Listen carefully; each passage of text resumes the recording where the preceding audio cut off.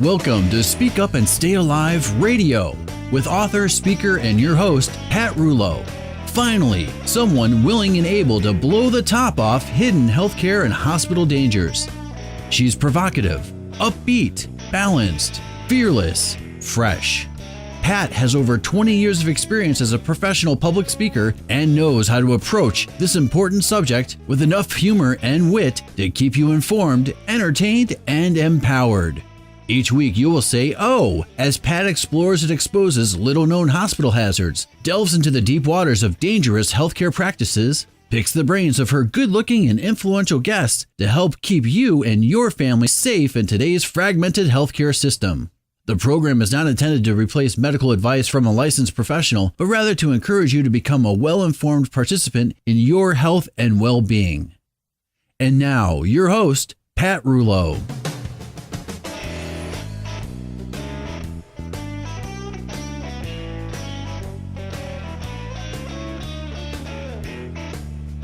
Hello, I am Pat Rouleau, and I will be your hostess, your one-stop patient safety radio hostess, where I will spend the next hour serving you a generous helping of everything you need to know to help you and your loved ones stay safe during any doctor or hospital visit. People ask, who are you? Who am I? I am you. I am every person who has ever been in a hospital or doctor's office and has received less than acceptable treatment. I am you. The person who got an infection during a simple outpatient procedure. I am you, the person whose questions are ignored, who struggles to speak to the doctor as he or she has one foot out the door. I am the missed heart attack, the hospital-acquired infection, the wrong diagnosis, the unanswered call button. I want this patient safety radio show to be all about you, your family, your friends, and your loved ones. Speak Up and Stay Alive, Radio. Yes, that's OH with an exclamation point will cause you to say, "Oh," as each week we delve into little-known hospital and healthcare dangers. When you understand why something happens, you are better equipped to do something to change it and prevent it from happening to you. If enough people begin to speak up, together, each of us can alter the current precarious path of today's unsafe healthcare practices. Well, today is another fine day for learning about patient safety. It's always exciting for me to prepare each week's show just for you. And you may recall my commitment to you at the beginning of the summer, and that was to bring out the big guns for our weekly guest segments. We called it Summer Just Got Serious Guest Lineup. And today I'm bringing back the father of patient safety, Dr. Lucian Leape, a physician and professor at Harvard School of Public Health who has been very active in trying to improve the medical system to reduce medical errors.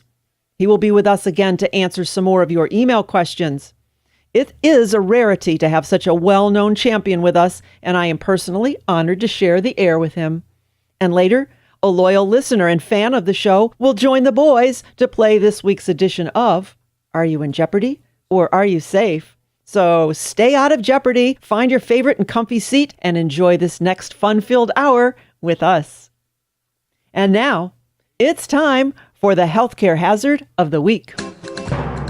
And today, we're going beyond the bull, the bull, the bull, the bull, the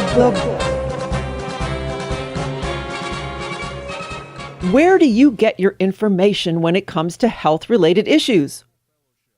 Wait. You don't have a source? Several sources? Oh, whatever your doctor says to do, you do? Oh, television ads. What's that? You've never thought about this question? Well, we are continually bombarded by big money sources that set the status quo, that market their agenda, that come across as the standard protocol, and they do a darn good job at lulling us into the false sense of security. If everyone's doing it, it must be safe. Well, that is why I am here, to be the voice of the other side. And the reason I talk about this today is because I received a phone call from a listener who happens to love the show, but scolded me for being one-sided. She apparently has bought into the smart meter issue simply because the utility companies say it's safe. She chided me and rather sharply posed the question/comment, "I don't know where you get your information, but the utility company wouldn't install something that's not safe. And then, what about your conversation about cell phones? There will never be a day without them. I'd rather be concerned about microwave ovens. And then you talk about CAT scans. I just had several CAT scans and I feel pretty fine. So let me address that. It's not easy being the voice of the other side. People don't want to hear it until it affects them.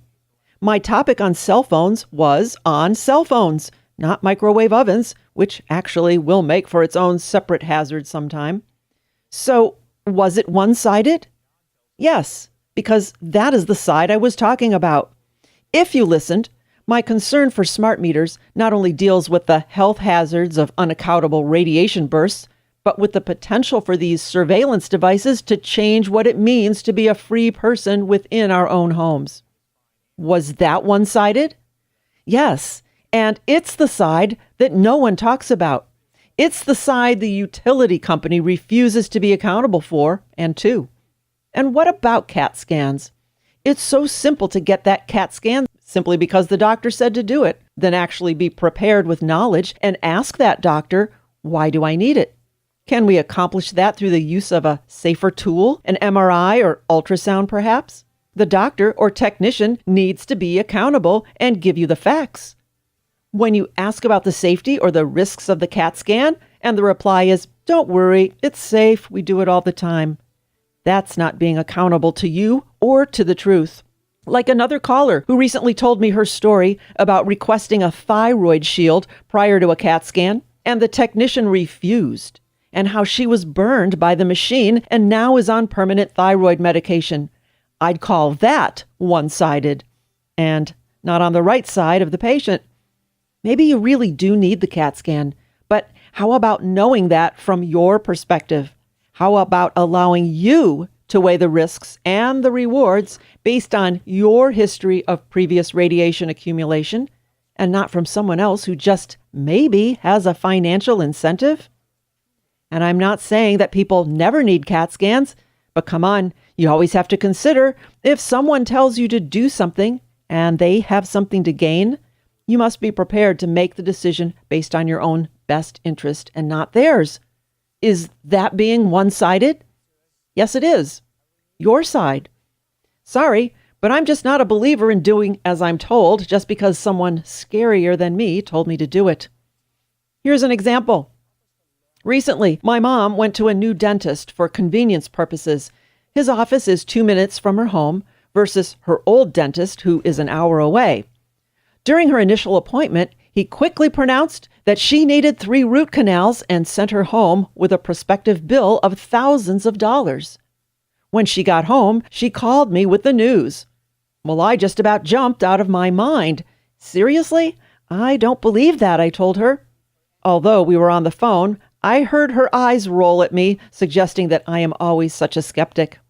However, she is a smart lady and overnight thought about how strange it sounded to suddenly have the need for 3 root canals.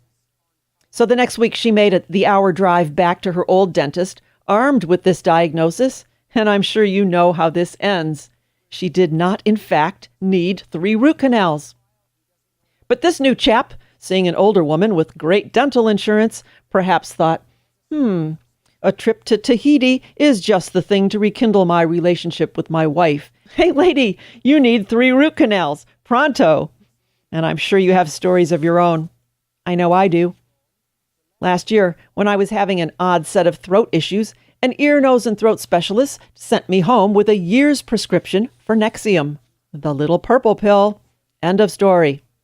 Why? Because that's what he did. That's what he knew. Did he ask about my side? Did he ask about my lifestyle, my diet? So I took a few and then decided to do some more investigative research.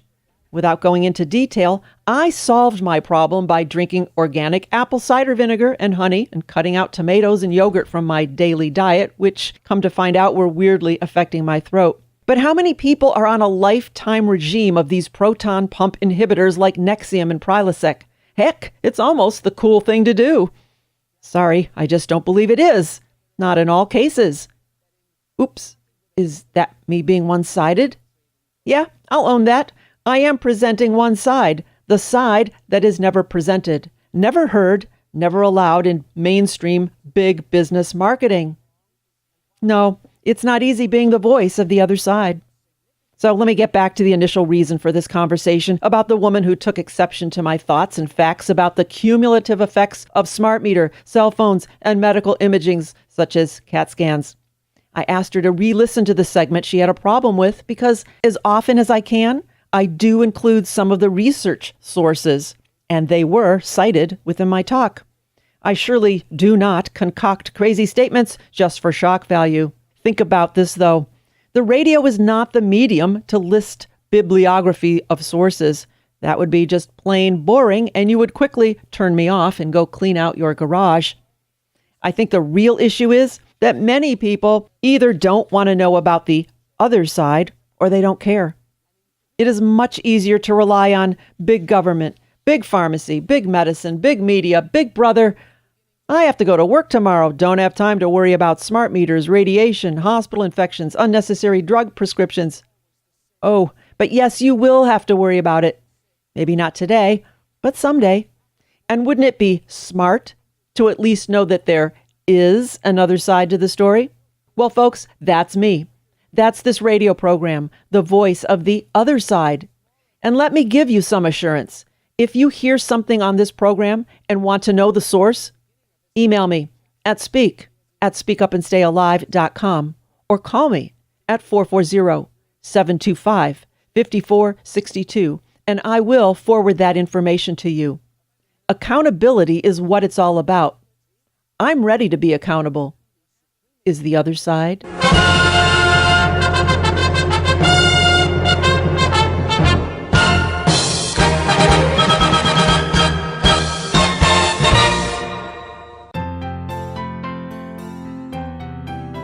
Or someone you know have a complicated medical situation? What about a hospital insurance or billing problem? Need help with a healthcare appeal? Or do you just need someone who can coordinate your care? Listen as I spend the next 2 minutes with Hari Khalsa, better known as the Healthcare Whisperer. She always has the answers. Hari, tell us, our medical records, how can we access them, and do we have the right to do that? I tell people that you got to have your medical records. It's so important to know what's being written because there can be mistakes in your medical record. It's actually very simple to access your medical records. The first thing to do is you can either call them, you can visit them in person, or you can send them a fax. What you need is the form. Each department has a form to release your medical records. Fill that out, hand it in, and they should, by law, get it to you within 30 days. If you get any trouble, if anybody says, no, we're not giving you your medical records, no, not today, I always tell people, ask for a supervisor because it is your right to have a copy of your medical records. Now, it's important to know that most places do charge you for it. So be prepared to know exactly what you want. If you've been in the hospital a lot, your medical record is going to be very large, and you're probably going to have to pay money. Although I've been able to negotiate that down. But a lot of times it can cost $100 to get a full record. So know exactly what it is you want. Do you want your labs? Do you want the copies of the x-rays, or just the doctor's notes? So tell them exactly what you want and know that it's your right to get them. Right. I think that's the key. Just knowing that you do have the right to those medical records and not to leave until you do speak with someone or you do get a copy of them. Excellent information, Hari. How can our listeners find out more about you and where can they contact you? Well, they can go to my website at healthcarewhisperer.com. They can contact me at 866-980-4325 or on Twitter at HariK108. Well, great. Thank you, Hari, for sharing your wisdom with us today. And we look forward to your return next week. Oh, great. I look forward to it. Thank you so much. Thank you. And remember to visit Hari at healthcarewhisperer.com.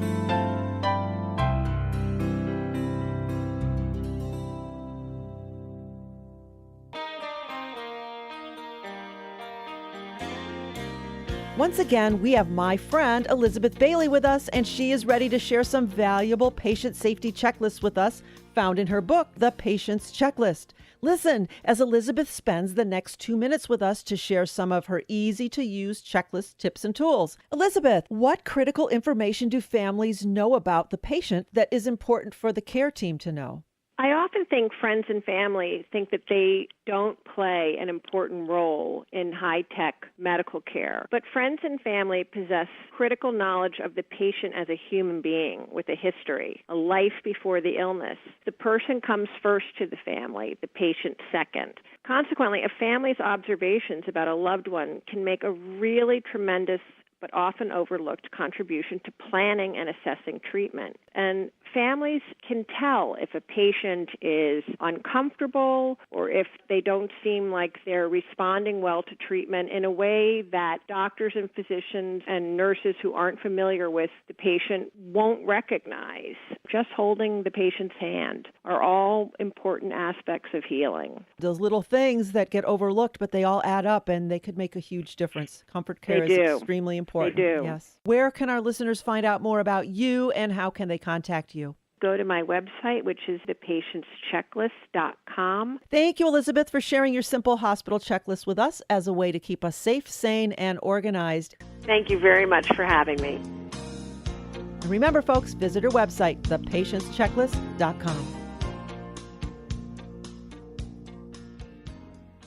I'm Jerry the Germ with a Speak Up and Stay Alive healthcare and hospital safety snippet just for you. Here's our expert, Pat Rulo. Hey, Jerry. Even though you think you're really cool and invisible, smart hospital patients know that you and your buddies hang out all over the place. What am I talking about? Oh, we know your hiding places. Doctors' lab coats, privacy curtains, the TV remote, bed rails, and even hospital pillows. My friends know not to bring their favorite pillow with them to the hospital and then bring it back home. You'd just love to hitch a ride and get out of the hospital, wouldn't you? Well, if we must bring a pillow, we bring a cheap one and leave it at the hospital as a parting gift. No cross-contamination here. For more hospital safety tips, visit speakupandstayalive.com. So ha ha ha, Jerry, we're not sleeping with the enemy anymore. Stay safe. Listen to Speak Up and Stay Alive Radio. For more information, go to speakupandstayalive.com. Brought to you by Generation America, the smart and traditional 50-plus membership organization. And they provide a full range of benefits to members. If you're looking for a quality Medicare supplement, their rates are lower than the other 50-plus organization 3 out of 4 times. Generation America. To join and to find out more, visit generationamerica.org.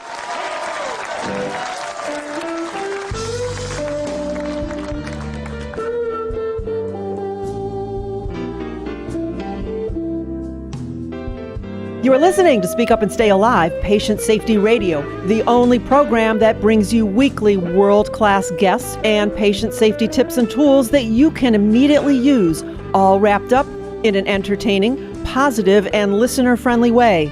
I am your hostess, Pat Rulo, and right now, I have a treat for your ears. For all of you listeners who have spent 30 seconds within the patient safety world, you will certainly recognize today's guest.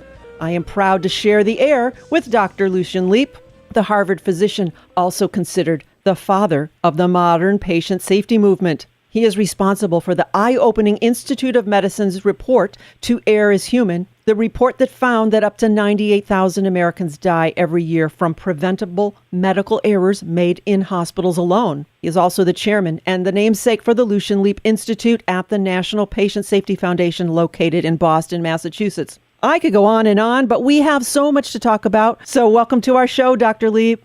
Well, it's nice to be here, Pat. Thanks for having me. Oh, it's our pleasure. You know, since this show is all about our listeners, I thought it would be appropriate to reach out to them and ask them to write and send their questions for you. So we sent a huge email blast, Facebook, Twitter, that your arrival, and we received well over 100 responses. So unless you want to spend the entire day with us, we we categorize them, and we have several for you today. So are you okay with that format? That's just fine. All right. All right. In no specific order. A perpetual patient in Pittsburgh wants to know, what are the common root causes of hospital errors? Well, that's a tough one. Yeah. Everybody would like to know, what's the problem and can we fix it? And the answer is, well, there's about 1,000 of them. But what the Institute of Medicine said, and I think most of us still believe, and we now have a fair amount of evidence that it's not just theory, but really does work, and that is the cause of errors is not bad people, but bad systems. and therefore we've got to design our systems to make it difficult or impossible to make a mistake, and that's what we've been after. So I think the root cause in general is imperfect, inadequately designed systems. Now, that sounds pretty theoretical. It turns out that there are a lot of practical things you can do about it, and that's what the whole safe practice movement's about. I think related to that, though, is something that isn't talked about very much, and that is the lack of standardization. It may surprise people, maybe it doesn't, to know that sort of every hospital does things in its own way. There's really a tremendous lack of standardization across the board. For example, one of the things that we've shown is that if we have a timeout and go through a checklist before starting an operation, it can really make a difference in terms of the complications and problems arising during the surgery. Well, that should be standardized. That's something that everybody should do. They should do it the same way every time. Good surgeons, when they do an operation, they do them the same way every time. They standardize them. So this kind of thing needs to be standardized as well. We don't have any authority that can require that. You know, the whole issue of what's it going to take to get us to standardize all the things that need to be done. So I think the root causes are bad systems, but related to that is really a lack of a method for standardizing care at the highest level. When you talk about a global standardization, are you saying within each hospital? I think the point is that it shouldn't vary in hospitals. It should, when we have something that we know really makes a difference, then we need to make sure it happens. A good example of that is disinfecting your hands. Right. The evidence is clear. It makes a difference, not in any individual case, but overall, it really makes a difference in infection rates. And so a standard practice is that every person who touches a patient beforehand disinfect their hands and afterwards. But there's almost no hospital in the country that's got 100% compliance with that. Right. And so those are the kind of things we have to be not satisfied with 85 or 90%. We have to go for 100%, and that takes a lot of work. It does take a lot of work, but hopefully it's attainable. Oh, I think so. Frequent Flyer left a voicemail. Why is healthcare so far behind other high-risk industries such as aviation? Well, the ha-ha answer with aviation is pretty straightforward, and that is when the plane goes down, the pilot goes down with it. And so pilots have a lot of interest in aviation safety. In healthcare, of course, it's the patient who gets hurt, not the doctor or the nurse. True. But also in aviation, of course, if planes crash much, airlines lose business, Boeing loses business, so they have a tremendous amount of incentives. Having said all that, they're also light years ahead of us, and we have a lot we can learn and are learning from them. But the bottom line is in healthcare that really there's not much penalty for our mistakes. It's the patient who suffers, not the institution and not the physician. That's not quite true. If you injure somebody by a mistake, that's emotional trauma for the doctor or the nurse as well. It's not unusual, for example, if a nurse makes a medication error that's fatal, that she'll quit nursing. They just can't continue. In order to be a surgeon, you have to be willing to face up to your mistakes and go ahead afterwards. But it still has an emotional toll. But that's nothing compared to the injury to patients, really. And the fact of the matter is that there aren't very many consequences when we do things wrong. I'm one of those people who thinks there should be. I think we should have more consequences when we make mistakes, and we can talk about that. Yeah, what did you have in mind? Well, at the very least, we should have a much more extensive program of not paying for any care in which there are errors made. I think the other is it ought to be very, very important that we be fully disclose and apologize and compensate patients when we make errors. There's a lot we can do. Sure. We'll get to that a little bit later. Stephanie H. asked, who is responsible to improve patient safety? Well, sort of everyone and no one. That's the problem. That is in America, unlike, I think, any other country in the world, we don't have a national health system. Now, there are a lot of people that think that's a very good thing. They don't want the government telling us what to do. But it also means, however, the government doesn't have the responsibility. So patient safety, like all of healthcare, falls to the states. And normally, State Department of Health or State Department of Public Health is responsible. But states vary tremendously in what they do, and frankly, many of them don't do very much at all. Only half of states even require that serious injuries and errors be reported. How much that's enforced varies tremendously. So what it really comes down to is the responsibility for safety rests with the individual care unit, the hospital or the group practice or whatever, and it's the responsibility of the organization and the people who work there. Fortunately, most hospitals, in fact, I would say all, take this seriously, but you can argue they don't take it seriously enough or we'd be making more progress. In any case, the fact of the matter is that we have a joint commission that accredits hospitals, and it inspects for safety as well, but it doesn't really monitor it on any kind of a day-to-day or even month-to-month basis. I think the bottom line is we don't have somebody who's responsible, and we should. Mm-hmm. I certainly personally think that patient safety is every bit as important as aviation safety, and it's a very good question. Why don't we have a federal patient safety agency equivalent to the Federal Aviation Agency who would set standards and enforce them? I think it's time to do that myself. Is there anything the patient can do? Well, I think patients can do a lot. I would say there's three things that patients can do. They can be informed, they can be alert, and they can be insistent. Be informed, I think, is the most important thing. It's your body, after all. It's your life, after all. You have a right to know what's going on and why, so that when decisions are made about treatment, they are your decisions, not the doctor's decision or somebody else's.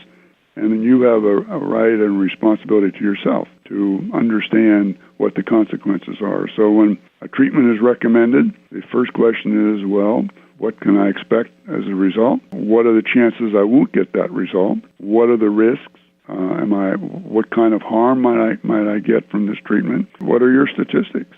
And so that you really understand what's going on. For almost any condition, there is more than one treatment. There are often several different alternatives. You should know what those alternatives are, and you should know what the potential benefits from each is and what the potential risk is for each, so that you can make an informed decision. When you're in the hospital, you should know what's going on all the time. What tests are being done? Why are they being done? What do you expect? What do they expect to learn from them? I think every patient ought to really understand their medications. They ought to know what pills they're taking, why they're taking them, what they look like, and really, share responsibility. I think when you're in the hospital, the responsibility for making sure you get the right treatment, get the right medicines over, that's our responsibility. But you have a lot of it at stake, and there's no reason why you shouldn't be on top of it as well. And that's the second one, be alert. That is, pay attention to what's happening. And again, specifically with medications. We use so many medications that it's not surprising that things go wrong now and then, and you can help prevent that. And then finally, be insistent. And what I mean by that is if a doctor or nurse is doing something you think is not right or might be harmful, speak up and say, no, I'm not going to let you do that. That's part of the business of, for example, making sure anybody comes in, checks your identification, make sure it's you, the right person, making sure they've disinfected their hands and so forth. I come back to the same old statement. It's your body, after all, and you have a right to make sure that people take care of it properly. That's a great answer. Out of all the over 100 emails we got for you, about 25 asked that question, how can patients help? And I'm hoping that through this radio show, we're helping a random listener turning on their car radio hears this. It's like something I should be aware of. So hopefully we can help folks become informed, alert, and insightful, as you suggest. It's a partnership. Absolutely. Yeah. So many questions. I'm sure we could go on and on and on. What do you think of radio as a medium to inform and empower patients? Oh, I think it's superb. Of course, I'm old-fashioned. I grew up with radio, so I'm a great believer about it. But I think the way you do it, there is interchange back and forth. I mean, you used to have questions coming. It's not just us preaching. I like most academics, I go around and give talks to people, but that's a one-way conversation. I think this is much better. Dr. Leep, it has been a pleasure and an honor, obviously, to have you with us today. I thank you for taking the time to answer our listeners' questions, and you are welcome on this show anytime. Well, thank you, Pat, and thank you for all you're doing to help make the healthcare safer. We really appreciate it.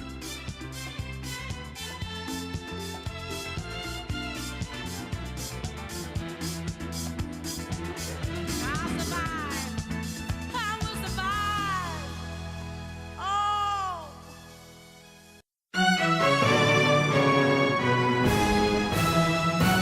Listen as I spend the next 2 minutes with Casey Quinlan. She wrote the book, Cancer for Christmas, Making the Most of a Daunting Gift. So Casey, what do you want your readers to take away from your book, Cancer for Christmas? That they need to be active participants in their health care and in their own health, and just doing what you're told is not always the best way to deal with either a terrible diagnosis or a chronic condition. It's better to ask questions and fully understand so that you can participate. And I also recommend that once you get to the point where you understand what is required of you and that your situation has been explained in a way that you completely understand, then you have to surrender to the process. So you want to participate, but also be a participant as opposed to a resistor. Don't just keep asking questions hoping to defray treatment, because if you've got something like cancer, that could have a very bad outcome. Right. At some point, your questions are over. You need to feel comforted with the answers and then move forward, just from a mental standpoint, I'm sure. Oh, absolutely. And then also it helps to get started so that you can start tracking outcomes. Well, I'm appreciative that you took the time to write the book to help others become empowered through your experience. It kept me sane while I was dealing with cancer, so I'm kind of glad I did it too. Otherwise, I might have chewed my own leg off. Very cathartic, I'm sure. Yes. Casey, where can our listeners find out more about you, and where can they purchase your book, Cancer for Christmas? Well, my book is available on Amazon. You can find a link directly to that on the book's website is Cancer for Christmas, all spelled out, cancerforchristmas.com. And you'll be able to get in touch. You can even book a meeting. You can buy a copy of the book. You have a great website, and so I'm going to encourage our listeners to find your website. Tell us what it is again. It is cancerforchristmas.com, all spelled out. Well, thank you, Casey, for joining us today. You are a welcome addition to the show, and we look forward to your return next week. Thank you.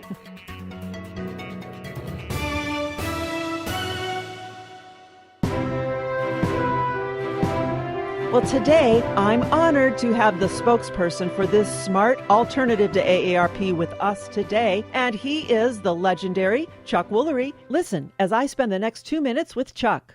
Welcome to the show, Chuck. How are you? I'm good. How are you? Nice to be on your show. Well, thank you. How can our listeners who may currently be involved with AARP make the move to Generation America? When you're moving parts of your life from one entity to another, like AARP to Generation America, they handle all that, take care of all that. And since we're not an insurance company, we're looking for the best deal for you. So a lot of times we can get a much better deal for you. We offer all the same things that they offer. So it's a lot simpler than you think. And, of course, if you haven't really tagged somebody yet and said you're it, then it's obviously easy to come to Generation America as well. Pretty much all Medicare supplement plans are the same.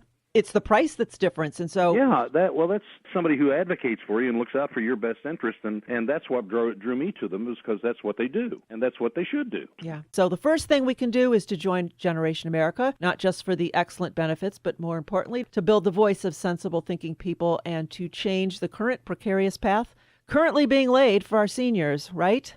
Well, that's why you're on radio. I'm not. That is about as concise as you can possibly put it. Thank you for being here. All right. Thank you. To learn more and to join Generation America, visit generationamerica.org.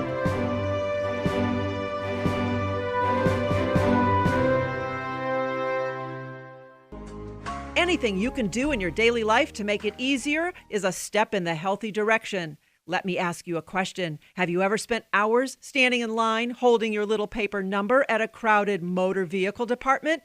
People coughing, sneezing. How stressful is that? Well, here's a solution. Power Tags, Titles, and More, located on West Hunt Highway in Queen Creek. And you know they're thinking about you. They even have bottles of hand sanitizer for you to use. Power Tags, Titles, and More, 3125 West Hunt Highway in the Walgreens Shopping Center on the corner of Mountain Vista and Hunt Highway. And remember, at Power Tags, Titles, and More, you're not just a number, you're number one. This segment is brought to you by Mountain View Funeral Home and Cemetery on East Main Street in Mesa, and Santan Mountain View Funeral Home and Advanced Planning Center on South Ellsworth Road in Quinn Creek. They're family owned and operated and have served the East Valley for 61 years. Visit them online at mountainviewfuneralhomeandcemetery.com or call 480-832-2850. You're listening to Speak Up and Stay Alive, Patient Safety Radio. I am your hostess, Pat Rulo. So happy to spend this hour with you to help you survive any healthcare or hospital encounter.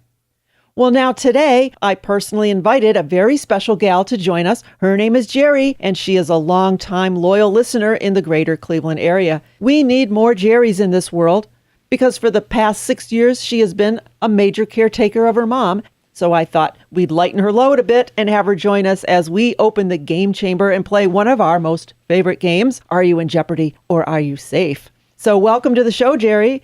Well, it's a pleasure to be here. Thank you so much for inviting me. You are welcome. So here's how the game goes. I will describe a healthcare or hospital-associated scene, and you, our contestants, have to decide how you would react. Are you in jeopardy or are you safe? So today we have 3 contestants. Don in the booth? He's ready. Okay, here we go. In 5, 4, 3, 2, cue lights, music. Now entering the studio with today's contestants. I'm Bob, and I'm from Gatlinburg, Tennessee, and I'm a former financial planner. I'm Eric, and I'm a regionally famous radio producer from Northeast Ohio. And we have Jerry. Right now, I am in the caretaker role. Yes, you are. And very happy to be there because it is an honor and a privilege to take care of my mom. We've always been close and always been best friends. Oh, you're a sweetheart, and I thank you for that. These people will compete today on Are You in Jeopardy or Are You Safe?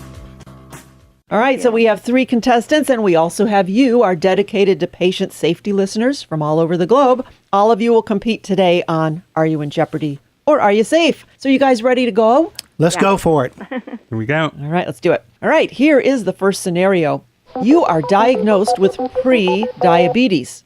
Every night before bed, you eat a bowl of chunky chocolate mocha choca ice cream and a can of Coke. Are you in jeopardy or are you safe? Well, I'll go first. I definitely think you're in jeopardy. That's just putting more sugar in your body, and that's just not worth it. I agree. Nothing Very I can much add so. to that. That was an obvious one, right? Yes. Okay. Yeah. That was an easy one. Well, wanted to start off. I appreciate that. That's what I thought. I'd get you in there easy, guys. Prediabetes typically has no distinct signs or symptoms, and it's often described as the gray area between normal blood sugar and diabetic levels. The diagnosis of prediabetes is a risk factor for developing diabetes, so it's not an absolute certainty. So I think it's obvious that if you or a loved one is diagnosed with prediabetes, diet and exercise can normalize your blood sugars and reduce your future risk of developing diabetes. Probably none of us should be eating mocha choca chocolate ice cream and Coke before bed, right? Boy, and that's the truth. I guess that makes sense, but But it tastes so good sometimes. yeah, Might keep you up, though. It's tough. It would keep you up. All right, guys, that was easy. All right, here's scenario number 2. You watch way too many hours of TV and notice hundreds of drug advertisements. Lately, you feel concerned about every ache and pain. Are you in jeopardy or are you safe? Well, I guess you could be in jeopardy because if you start stressing about that too much, you can either be hypochondriac or, maybe you can just be just too stressed. You can stress yourself out, just worrying that you're going to get everything that you hear about. So I'm thinking jeopardy. I'd say maybe Jeopardy for the same reasons, but don't assume anything until you actually go to a doctor and get yourself checked out. I think that's pretty good one, advice. Eric. Yeah. You know what I do on that?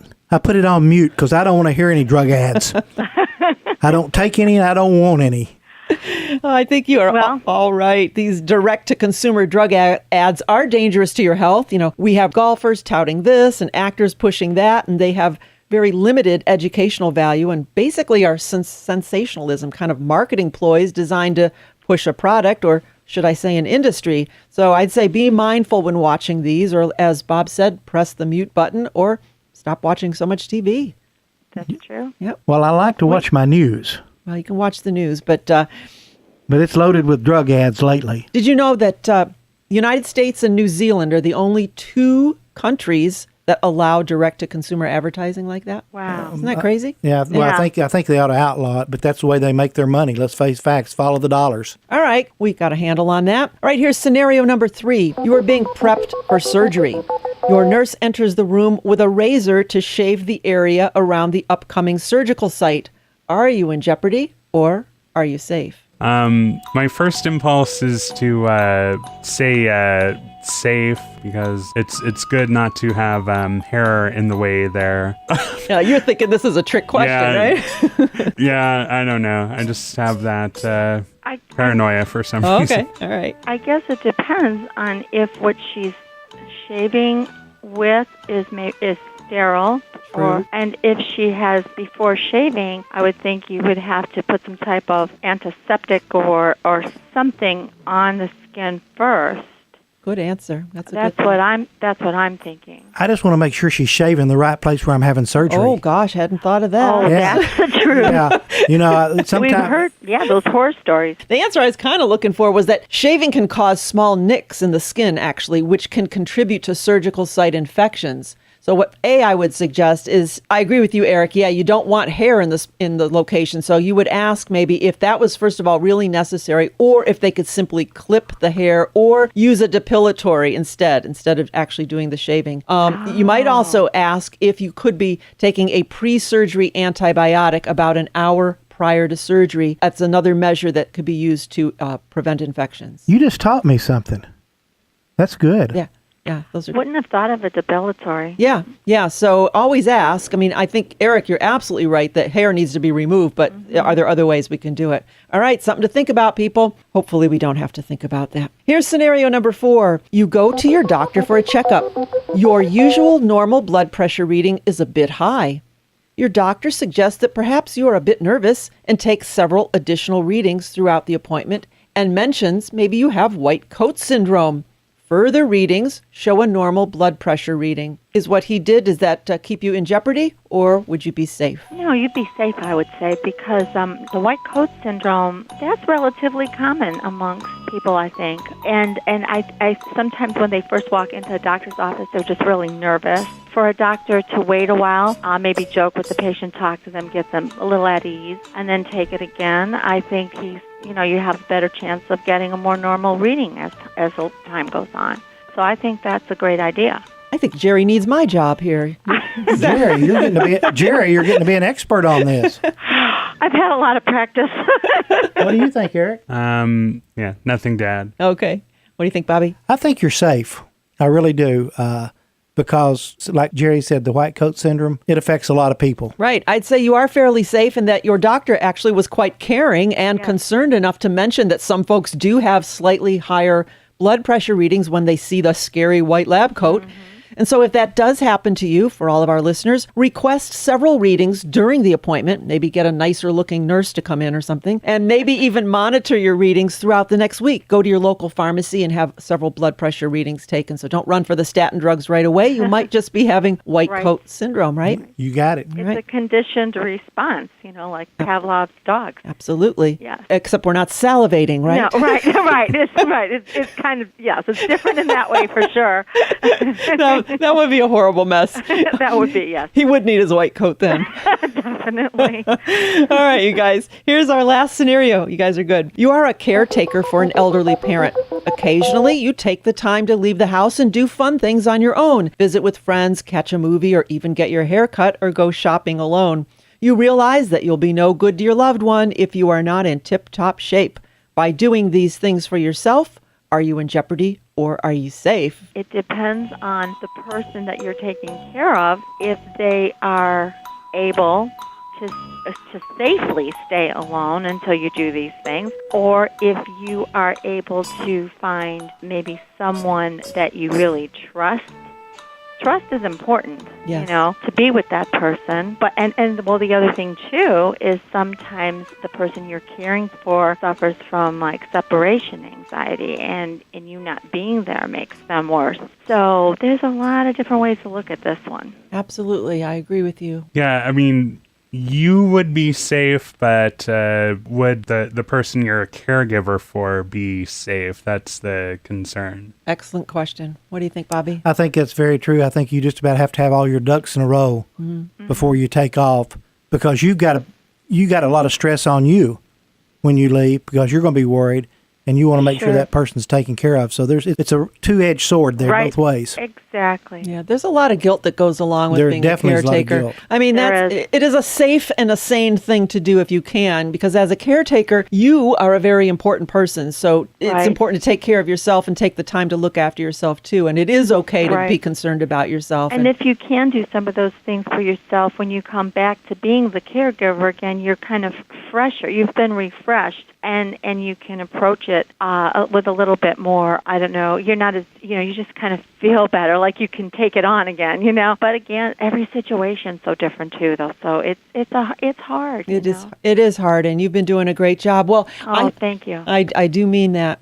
Well, I thank all of you guys. We had a lot of good information today, and I thank you for your excellent input. Bobby, I thank you. You're welcome. Eric, thank you. You're welcome. And Jerry, thank you so much for being here. God bless all of you. You're all so sweet. This was such a nice experience, and I just feel so honored that you called me and asked me to do this with you, Pat. Well, I feel honored and blessed that you listen to our radio show every week and you have so many great comments and things to say about it. So we need more listeners like you to care about what it is that is going on in healthcare safety. Oh, that's so sweet. Well, thank you so very much. God bless all of you, the work you all do. Well, thank you. I'm not sure who won that, but we're all winners. We're all winners. We yeah. are all winners because we know a little bit more about patient safety. And so thank you, everyone, for playing our newest and our most fun favorite game ever. Are you in jeopardy or are you safe? And listeners, don't go anywhere. There's so much more you can learn about healthcare and hospital safety on America's favorite and perhaps only patient safety radio show, Speak Up and Stay Alive Radio. Yay, we did good. Yay. That was good. Thank you, Jerry. You're listening to Speak Up and Stay Alive, Patient Safety Radio. I am Pat Rouleau, your hostess and author of the book Speak Up and Stay Alive, the Patient Advocate Hospital Survival Guide, available at all of our live speaking events or at our website, speakupandstayalive.com. That's where you can also locate radio show times, dates, and station information. That's speakupandstayalive.com.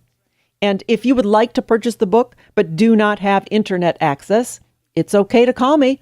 Lots of folks order the book by phone, so give me a call, 440-725-5462. And now, let's take a peek at the Speak Up and Stay Alive calendar. As you know, we offer live speaking events to groups, clubs, organizations, churches, as well as hospital and healthcare related groups. And here's a few upcoming ones that are open to the public, and therefore you are invited, and it is free. Our next event will be held in Geauga County in Ohio at a group called Leadership Geauga, and it will be held at Notre Dame in the auditorium. The event will be this coming Tuesday evening, September 17th, from 7 o'clock to 8:30. Then, the next week, also on a Tuesday, September the 24th, I will be the speaker at St. Francis of Assisi Church, located at 6850 Mayfield Road in Gates Mills, Ohio. And that will be at noon. And at both of those events, you can also purchase signed copies of my book, Speak Up and Stay Alive, along with other life-saving goodies that we have to offer. Plus, most importantly, especially to me, I'd love to meet you. These events are always a fun opportunity to get to know my listeners and for them to share some of their stories with me. And if you would like for me to speak to your group, that would be a great idea. Call me at 440-725-5462 or email me at speakupandstayalive.com. Well, today we talked about how this radio show is the voice of the other side, the voice that sometimes challenges big business. And I encourage you to be a challenging force when it comes to your health and health care. Demand that those who supposedly serve you are accountable to and for what it is that they promote. It's okay not to accept what the utility company tells you, what a doctor or nurse tells you, or what everyone else in the world seems to be doing until you study and decide for yourself. I'm comfortable with that, and I hope that you can begin to speak up too. It's all about being informed enough to make decisions based on your side of the story and not someone else's. And our guest, the famed Dr. Lucian Leape, so kindly answered more of your questions about the state of patient safety today. You won't hear him on any old radio show, so I'm happy to be able to share him with you. And what a fun time we had with our special Jeopardy contestant, Jerry, and Bob, and Eric. I appreciate Jerry for all the time she takes to care for her mom and for her loyalty as a listener to this radio program. Now, if you missed some of today's show and want to become a full-fledged e-patient, you know, we talked about this before. The E stands for empowered, educated, and equipped. It's not too late. You can go to the radio link at the speakupandstayalive.com website. Click the link with today's date, and that's where you can also purchase the book, Speak Up and Stay Alive, The Patient Advocate Hospital Survival Guide. I cannot tell you how many people have told me that they take the book with them to the hospital or bring it as a gift to a friend in the hospital, lay it on the tray table, and how that generates such positive conversations with the healthcare staff. Now, at a glance, they know that you are an e-patient, empowered and educated. So, if you do not have a copy, I really do encourage you to have one, not because I wrote it, but because you need it and it can help. And again, if you don't have internet access, it's okay to call me and order by phone. I enjoy talking to our listeners. You can call me 440-725-5462. And let me take a moment to thank all of our radio sponsors and weekly guest experts, because thanks to them, we are here, and that helps keep you and me safe. Generation America, the AARP Alternative. Elizabeth Bailey, author of The Patient's Checklist. And Mountain View Funeral Home and Cemetery in Mesa and Queen Creek. Power tags, titles, and more in Queen Creek. Hari Khalsa, your champion for healthcare solutions. And Casey Quinlan, Mighty Casey Media, and author of the book Cancer for Christmas. I really encourage you to support these fine folks, and you can find their information at the speakupandstayalive.com website. Oh, and be sure to listen next week. It is the last weekend of our Summer Just Got Serious guest lineup, and we have another seriously serious guest to share with you. Dr. Peter Pronovost, director of the new Armstrong Institute for Patient Safety and Quality at Johns Hopkins in Baltimore, Maryland. He was named by Time magazine as one of the world's 100 most influential people for his work in patient safety, and he will be here with us, you and me. So, share this with your friends, your neighbors, your in-laws, your outlaws on Facebook and Twitter, and tell them to cancel all plans. Mark their calendars and set all alarms. For when? You know when? Saturday mornings in Phoenix, Arizona, from 6 to 7 Mountain Time on AM 1360 KPXQ. Or you can always listen live via the internet from anywhere in the world. So even if you're on vacation, no excuse to miss the show. Check the speakupandstayalive.com website to find out how. Start your week with an O. Speak Up and Stay Alive, Patient Safety Radio. And in the meantime, I hope you have a healthy and a happy week. I am Pat Rouleau, and I am your guide to safe and successful healthcare and hospital encounters. The information provided in today's broadcast is for informational purposes only and was not intended for use as diagnosis or treatment of a health problem and should not be considered as medical advice. If you've missed part of today's show or just want to share the information with friends, you can listen to all of Pat's previous shows at speakupandstayalive.com. Want even more information? Purchase a copy of Pat's book at speakupandstayalive.com. Once again, it's speakupandstayalive.com. Or you can call Pat at 440-725-5462.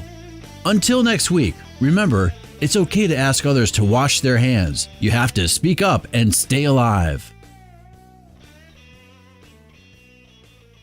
Brought to you by Generation America, the smart and traditional 50-plus membership organization. And they provide a full range of benefits to members. If you're looking for a quality Medicare supplement, their rates are lower than the other 50-plus organization 3 out of 4 times. Generation America. To join and to find out more, visit generationamerica.org.